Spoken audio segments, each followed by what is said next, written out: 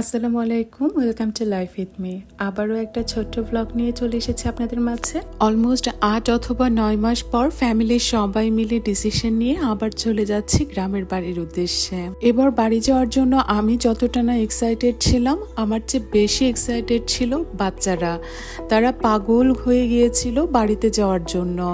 আর এখন যেহেতু ধানের মাস, চারপাশে শুধু সবুজ আর সবুজ, চোখ জুড়ানো এই সবুজ দেখতে কি ভালো লাগছে। আমাদের বাড়িতে যেতে যে হাইওয়েটা পড়ে সেটা অলরেডি 6 লাইন করার কাজ চলছে। এই রাস্তার কাজ কমপ্লিট হয়ে গেলে দেখা যাবে যোগাযোগ ব্যবস্থা অনেক উন্নত হয়ে গেছে।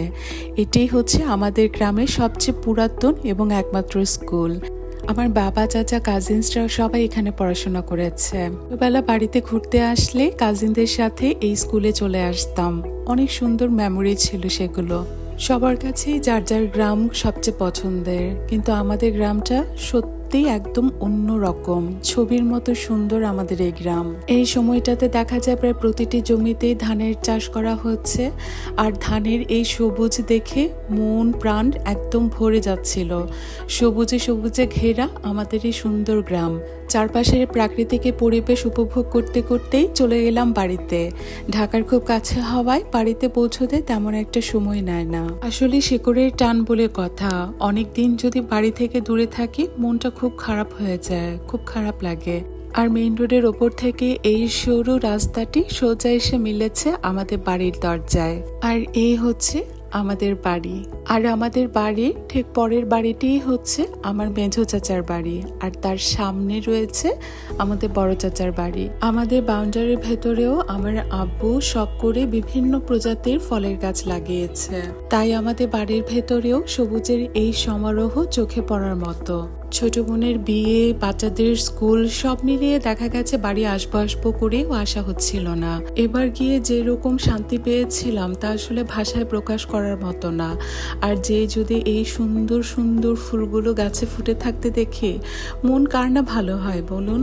এর আগের বার যখন বাড়ি এসেছিলাম তখন এগুলো সবগুলো গাছে দেখেছি কলিয়ে ধরে আছে, বাট ফুল আর দেখে যেতে পারিনি। খুব আফসোস হচ্ছিল। কিন্তু এবারটা যেয়ে দেখি এই গাছে ফুল ফুটেছে, গন্ধরাজ গাছে ভর্তি ফুল। গন্ধরাজ গাছে কলি দেখে গতবার এমন মন খারাপ হয়েছিল, ভাবছিলাম যখন ফুলগুলো ফুটবে তখন দেখলে না জানি কত ভালো লাগতো। আর এবারটা সেই দৃশ্যটা মিস হয়নি। গন্ধরাজ ফুলের গাছটার পাশেই বারান্দায় চেয়ার পাতা আছে, আর এই চেয়ারে বসে যখন গন্ধরাজ ফুলের এই ঘ্রাণ নাকে আসে মনে হয় যেন একদম মন প্রাণ সব জুড়িয়ে যায়। গাছটাকে প্ল্যান করে ওখানেই লাগানো হয়েছিল, আর এতদিনে মনে হচ্ছে প্ল্যান সাকসেসফুল। আর বাচ্চারা এসেই তো বাহিরে হাঁটাহাঁটি, ফুল নিয়ে খেলাধুলা সব শুরু হয়ে গেছে। চারপাশের এই খোলামেলা পরিবেশ পেয়ে ওদের এমন একটা অবস্থা, মনে হচ্ছে ওদেরকে আর ঘরেই ঢোকানো যাবে না। আমাদের দুটো ছোট্ট বাটারফ্লাই। গতবার যখন বাড়ি এসেছিলাম তখন এই গাছটা ভর্তি লেবু ছিল, আর লেবুগুলো বেশ পরিপক্ক ছিল। বাট এবার গাছেও লেবু আছে, বাট সবগুলো অনেক ছোট ছোট। গতবার যখন এসেছিলাম তখন লটকন গাছে পাকা পাকা লটকন ছিল, বাট এবারটা সবগুলো অনেক ছোট ছোট। আরও 2 থেকে 3 মাস লাগবে এগুলো পাকতে। আর অরবরই গাছে আলহামদুলিল্লাহ অনেকগুলো অরবরই ছিল। গ্রামের বাড়িতে আসলে যখন গাছে ফলগুলো ঝুলে থাকতে দেখি আর ওগুলো যখন পেড়ে পেড়ে খাই, ওটার মজাই আলাদা। ঢাকা শহরে এগুলো অ্যাভেলেবেল পেলেও গ্রামে ফরমালিনবিহীন ফ্রেশ গাছ থেকে পেড়ে খাওয়ার মজাটাই আসলে আলাদা। বাড়িতে এসে আমি আর আমার বোন মিলে বাড়ির চারপাশটা ঘুরে ঘুরে দেখছিলাম। শেষমেশ এই অরবরইগুলো দেখে লোভ সামলাতে না পেরে গাছের নিচে বসে কয়েকটা খেয়ে নিলাম।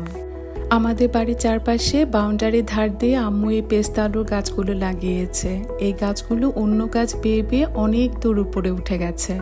আর চারপাশ দিয়ে আমরা যখন হাঁটছিলাম তখন দেখছি অনেকগুলো পেস্তা আলু এভাবে মাটিতে পড়ে আছে। গ্রামের বাড়ির তো এটাই মজা, বাজার করা না হলেও গ্রামের বাড়ির আশেপাশে যে শাকসবজি থাকে তা খেয়েই সপ্তাহখানেকের মতো পার করা যায়।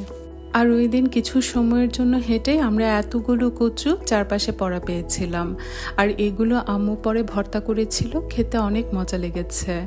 বাড়িতে যেহেতু সবসময় আসার সময় আমরা কিছু রান্না করে নিয়ে আসি, তাই আম্মু এই বিরিয়ানিটা রান্না করে নিয়ে এসেছিল। আর আমাদের আসার কথা শুনেই এক কাকা এসে তার ক্ষেতের এই ডাঁটা শাকগুলো দিয়ে গিয়েছিল। আর এই শাকগুলো কত ফ্রেশ আর বাঁচতেও খুব ভালো লাগছিল। আজকের এই ভিডিও এই পর্যন্তই। সবাই ভালো থাকবেন। আল্লাহ হাফেজ।